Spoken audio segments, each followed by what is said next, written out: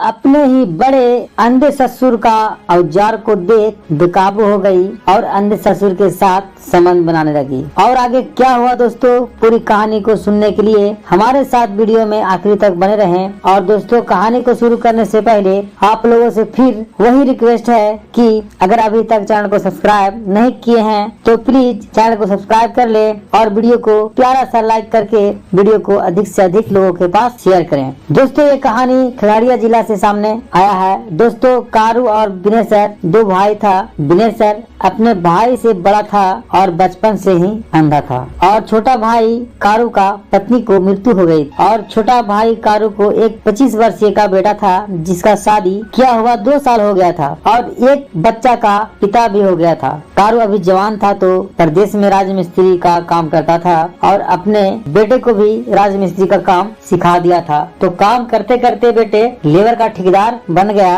तो अक्सर प्रदेश में ज्यादातर समय बिताने लगा और पत्नी घर पर अंधे ससुर के साथ रहती थी। पत्नी को पति का प्यार न मिलने के कारण जवानी को कंट्रोल नहीं कर पा रही। तो पत्नी ठेकेदार पति को जब घर आने के लिए कहती तो ठेकेदार पति कहता कि अभी काम से फुर्सत नहीं है, जब काम से फुर्सत हो जाएगा तो घर आऊंगा। बेचारी बहू अब क्या करे और घर में कोई देवर भी नहीं था कि दुख सुना सकती थी। जब रात को अंधे ससुर बरामदे में सो रहा था तो बहू खाना पहुंचाने अंधे ससुर के कमरे में गई तो देखा कि अंधे ससुर का औजार खड़ा है। बहू अंधे ससुर का औजार को खड़ा देख बेकाबू होने लगी और एक्सर वासर करने के लिए तड़पने लगी। बहू देखते देखते अपने आप को रोक नहीं पाई और अंधे ससुर के पास जाके ससुर के साथ उल्टा सीधा हरकत करने लगी। अंधे ससुर भी अभी जवान था और एक्सर वासर कभी नहीं किया था। जब बहू अंधे ससुर का औजार को सहलाने लगी तो अंधे ससुर का औजार तुरंत खड़ा हो गया। बहू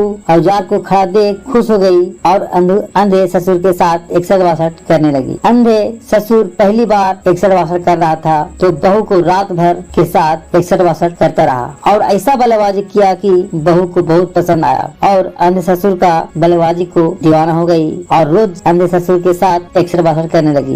एक दिन ठेकेदार पति को फोन आता है तो फोन पर अपने पत्नी से कहता है कि पिताजी को तबीयत सही नहीं है इसलिए घर पर जा रहे हैं तो पिताजी को डॉक्टर से के पास ले जाके इलाज करवा देना। बीमार ससुर घर आता है तो बहू डॉक्टर के पास ले जाके इलाज करवा देती है, घर ले आती है और शाम को खाना और दवाई खिला के अपने कमरे में चली जाती है और सोचती है कि ससुर सो जाएंगे तो दूसरे अंधे ससुर के पास एक्सर वासर करने जाऊंगी। उस रात बीमार ससुर काफी रात तक जगा रहता है तो बहू अंधे ससुर के पास नहीं जाती है। दूसरे रात की बात है कि बहू अपने बीमार ससुर के खाना और दवाई खिला के अपने अंधे ससुर के कमरे में खाना लेकर जाती है और अपने कमरे में वापस नहीं आती है। तो बीमार ससुर सोचने लगता है कि अभी तक बहू हमारे अंधे भाई के कमरे में क्या कर रही है। तो बीमार ससुर को